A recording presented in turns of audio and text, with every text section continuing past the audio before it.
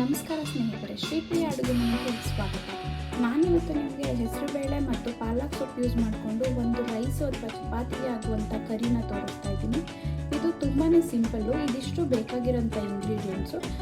ಮಾಡ್ತಾನೆ ನಿಮಗೆ ಹೇಗೆ ಹೇಳೋದು ಅಂತ ತೋರಿಸ್ತೀನಿ. ಸೊ ಇದಿಷ್ಟು ಇಂಗ್ರೀಡಿಯೆಂಟ್ಸ್ನ ರೆಡಿ ಮಾಡ್ಕೊಳ್ಳಿ. ಸೊ ನಾನಿಗೆ ಬಾಣಲಿನ ಕಾಯಿಟ್ಟಿದ್ದೀನಿ. ಕಾದಿರೋ ಬಾಣಲಿಗೆ ಸ್ವಲ್ಪ ಎಣ್ಣೆ, ನಾನು ಒಂದು 2 ರಿಂದ 3 ಸ್ಪೂನಷ್ಟು ಎಣ್ಣೆ ತೊಗೊಂಡಿದ್ದೀನಿ. ಎಣ್ಣೆ ಕಾದ್ಮೇಲೆ ಅದಕ್ಕೆ ಸಾಸಿವೆ ಹಾಕೊಳ್ಳಿ.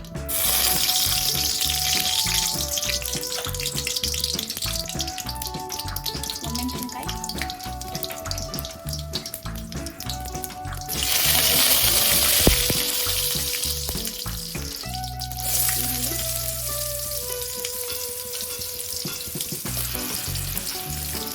ಈರುಳ್ಳಿ ಸ್ವಲ್ಪ ಫ್ರೈ ಆಗಬೇಕು.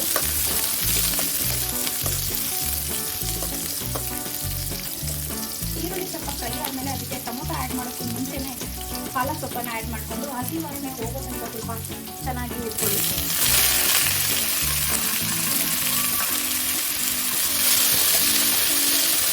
ಹಾಗೆ ಇದ್ರ ಜೊತೆಗೇನೆ ಹೆಸರುಬೇಳೆನ ಸೈಡಲ್ಲಿ ಬೇಯಿಸ್ಕೊಂಡು ಇಟ್ಕೊಳ್ಳಿ.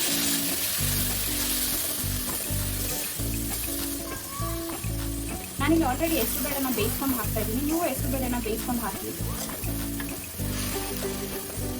ಸೊ ಈಗ ಪಾಲಕ್ ಸೊಪ್ಪು ಸ್ವಲ್ಪ ನೀರು ಬಿಟ್ಕೊಳ್ಳುತ್ತೆ. ಇದೆಲ್ಲ ಫುಲ್ ಡ್ರೈ ಆಗೋ ತನಕ ಬೆಂದ ಹಸಿ ವಾಸನೆ ಹೋಗ್ತದೆ.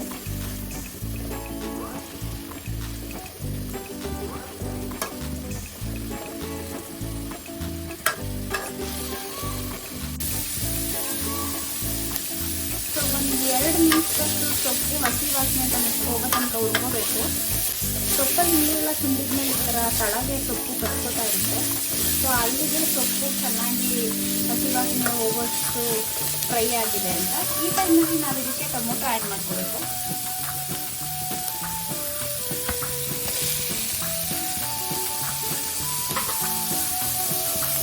ಸೊ ಟೊಮೊಟೊ ಜೊತೆಗೆ ಸ್ವಲ್ಪ ಫ್ರೈ ಮಾಡ್ಕೊಳ್ಳೋಣ.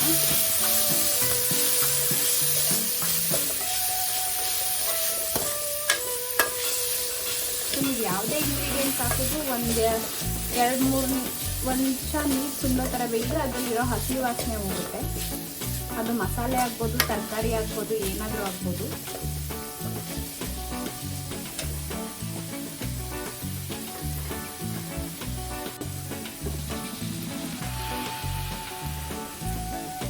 ಟೊಮೊಟೊ ಸ್ವಲ್ಪ ಫ್ರೈ ಆದಮೇಲೆ ಅದಕ್ಕೆ ಬೇಯಿಸಿರೋಂಥ ಹೆಸರುಬೇಳೆನ ತಗೊಳ್ತಾ ಇದ್ದೀನಿ.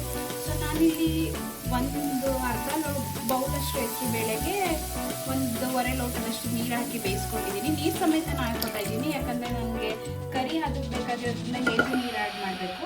ಸೊ ಅದಕ್ಕೆ ಹೆಸರುಬೇಳೆ ಬೇಯಿಸಿರುವಂಥ ನೀರನ್ನ ಆ್ಯಡ್ ಮಾಡ್ಕೊತಾ ಇದ್ದೀನಿ.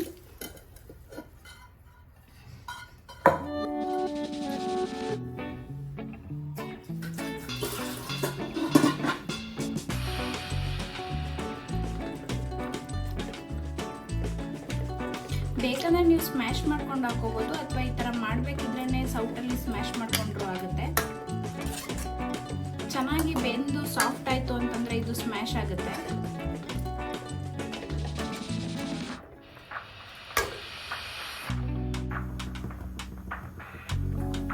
ಸೊ ಇದು ಈ ಥರ ಕುದಿ ಬಂದಮೇಲೆ ನಾನು ಅದಕ್ಕೆ ಬೇಳೆ ಸಾಂಬಾರು ಪೌಡ್ರನ್ನ ಸೇರ್ಕೊತಾ ಇದ್ದೀನಿ. ನಿಮಗೆ ಖಾರಕ್ಕೆ ಎಷ್ಟು ಬೇಕೋ ಅಷ್ಟು ಸಾಂಬಾರು ಪೌಡ್ರನ್ನ ಸೇರಿಸ್ಕೋಬೋದು.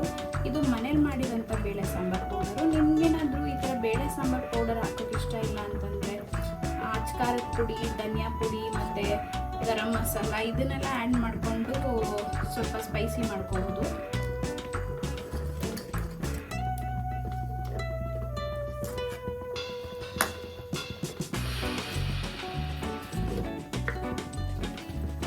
ಸೊ ಹಾಗೆ ಇದಕ್ಕೆ ರುಚಿಗೆ ಎಷ್ಟು ಬೇಕೋ ಅಷ್ಟು ಸೇರಿಸ್ತಾ ಇದ್ದೀನಿ.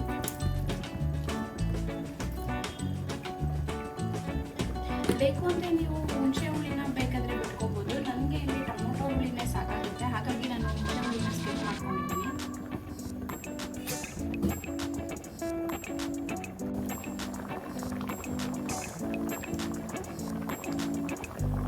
ಸೊ ಹಾಗೆ ಸ್ವಲ್ಪ ಕಾಯಿ ತುರಿದು ಹಾಕ್ತಾ ಇದ್ದೀನಿ.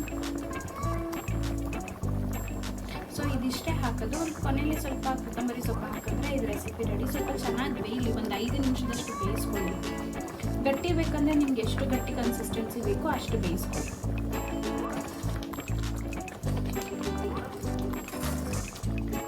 ಸೊ ನೋಡಿ, ಇದು ಗಟ್ಟಿ ಆಗ್ತಾ ಇದೆ.